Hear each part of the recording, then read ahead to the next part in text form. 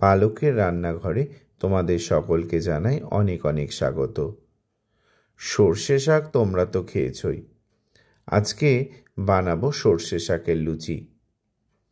আর এই সর্ষে শাকের লুচি কিভাবে বানালাম দেখার জন্য সম্পূর্ণ ভিডিওটা শেষ পর্যন্ত দেখো, আশা করি ভালো লাগবে।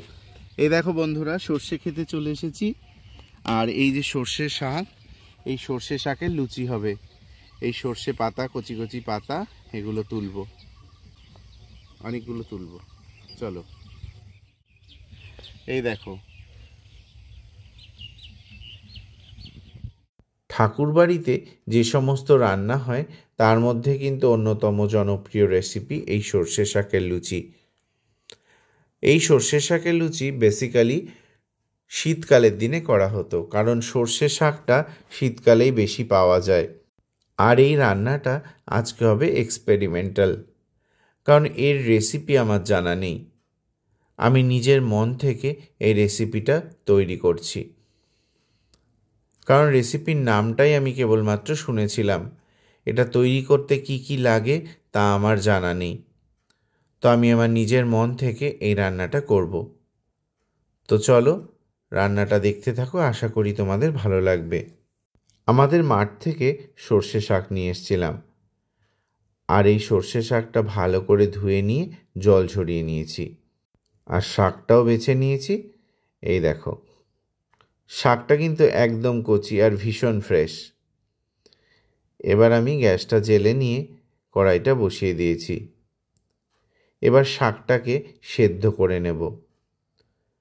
তো কড়াইতে দিয়ে দিয়েছি পরিমাণ মতো জল। জলটা গরম হয়ে যেতেই আমি শাকটা দিয়ে দিয়েছি জলের মধ্যে। আর এর মধ্যে দিয়ে দেব একটা কাঁচা লঙ্কা। বেশি কাঁচা লঙ্কা দিলে আবার ঝাল হয়ে যাবে। আর একটু স্বাদ মতো লবণ দিয়ে দিচ্ছি। এবার শাকটাকে সেদ্ধ করে নেব। সেদ্ধ করে নিলে শাকের একটা গন্ধ আছে, সেটাও চলে যাবে, আর তিতকুটে ভাব থাকলে সেটাও চলে যাবে। এই দেখো, শাকটা কিন্তু সেদ্ধ করা হয়েছে। এবার মিক্সির মধ্যে এটাকে একটা স্মুথ পেস্ট তৈরি করে নেব। আর এর মধ্যে দিয়ে দেব 1 চামচ চিনি। এবার মিক্সিতে এই দেখো সুন্দর কিন্তু একটা পেস্ট তৈরি করে নিয়েছি। আর কালারটাও কিন্তু অসাধারণ, একদম ডার্ক গ্রিন। এবার ময়দা নিয়ে নিয়েছি 500 গ্রাম। তো 500 গ্রাম ময়দা নিয়ে আমি এর মধ্যে খানিকটা জোয়ান মিশিয়ে নিচ্ছি। আর নিয়ে নিচ্ছি একটু তেল। এই সাদা তেলটা আমার ময়ান দিতে লাগবে। তো আগে আমি জোয়ান আর তেলটা ময়দার সাথে ভালো করে মিশিয়ে নেব। তো এই দেখো, আর জোয়ানটা দেওয়ার একটা উদ্দেশ্য হলো, অনেক সময় কি হয়, লুচি খেলে অনেকের গ্যাস হয়। জোয়ানটা দেয়া থাকলে লুচিটাতে একটা অন্যরকম স্মেল হয়, আর জোয়ান মেশানো লুচিতে কখনোই গ্যাস হয় না। এবার দেখো, সর্ষে শাকের যে পেস্টটা তৈরি করেছিলাম সেটা মিশিয়ে নিচ্ছি ময়দার সাথে। তো এবার ভালো করে ময়দার সাথে মাখিয়ে নেব। ময়দার সাথে ভালো করে মাখিয়ে নিলে পুরো ময়দাটার সাথে এই মিশ্রণটা ভালো করে মাখা হয়ে যাবে। এবার ভালো করে ময়ান দিয়ে নেব বেশ কিছু সময়। মিক্সির বাটির মধ্যে একটু জল দিয়ে ভালো করে মাখিয়ে নিলাম ময়দার সাথে। আর ময়দাটা যত ভালো করে মাখা হবে, লুচিটাও কিন্তু তত নরম হবে।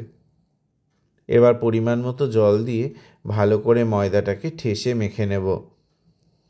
এই ময়দাটা মাখার সময় একবারে জল কিন্তু দিলে চলবে না, ধীরে ধীরে অল্প অল্প করে জল দিতে হবে। তবেই কিন্তু ময়দাটা মাখাটা ঠিকঠাক হবে। কথা বলতে বলতে দেখো আমার ময়দাটা মাখা হয়ে গেছে। এবার আমি গোল গোল করে লেচি কেটে নেব। এই দেখো, লেচিগুলো খুব বেশি বড় বানাইনি। এবার ভালো করে গোল গোল করে লুচিটা বেলে নিচ্ছি।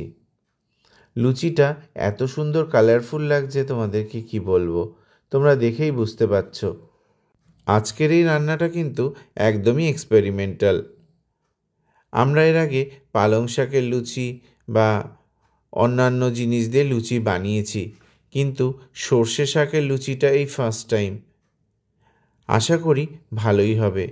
লুচিগুলো আগে বেলে নিয়েছি, এবার লোহার কড়াইতে দিয়ে দিয়েছি খানিকটা সানফ্লাওয়ার অয়েল। তেলটা গরম হতেই লুচিটা ছেড়ে দিয়েছি তেলের মধ্যে। এই দেখো, লুচিটা দেওয়ার সাথে সাথেই কি সুন্দরভাবে ফুলে উঠেছে। আর লুচিটা কিন্তু বেশ সুন্দরভাবে কিন্তু ভাজা হয়ে গেছে। তো এইভাবে সমস্ত লুচিগুলোকে আমি এক এক করে ভেজে নেব। সব সময় ওই একঘেয়েমি জিনিস কিন্তু খেতে ভালো লাগে না, তাই মাঝে মাঝে একটু অন্য কিছু ট্রাই করলে ভালো লাগে। তো এই দেখো, লুচিগুলো কিন্তু বেশ সুন্দর করে ভাজা হয়েছে। এত সবুজ সবুজ হয়েছে, দেখে যেন মনে হচ্ছে কড়াইশুঁটির কচুরি। আসলে এটা যদি কারুর সামনে দিয়ে বলা হয় কড়াইশুঁটির কচুরি, প্রথমে সে বুঝতেই পারবে না। তো যাই হোক, কথা বলতে বলতে লুচি কিন্তু বেশ খানিকটা আমার ভাজা হয়ে গেছে। তো তোমাদের এই ভিডিওটি কেমন লাগলো অবশ্যই কিন্তু কমেন্টসে জানিও। আর ভালো লাগলে লাইক করো, আর যারা নতুন আছো অবশ্যই কিন্তু চ্যানেলটা সাবস্ক্রাইব করে দিও। এই দেখো, লুচিটা সাজিয়ে নিয়েছি, আর নতুন আলুর দম দিয়ে এই লুচিটা খেতে কিন্তু বেশ ভালো লাগবে। আলুর দমটা একদম নিরামিষ। একদিন তোমাদের সাথে এই নিরামিষ আলুর দমের রেসিপিটা শেয়ার করব। এবার লুচিটা খেয়ে দেখছি কেমন হয়েছে। তোমরা দেখেই বুঝতে পারছো কেমন হবে। অসাধারণ, তোমরাও বানিয়ে ফেলো।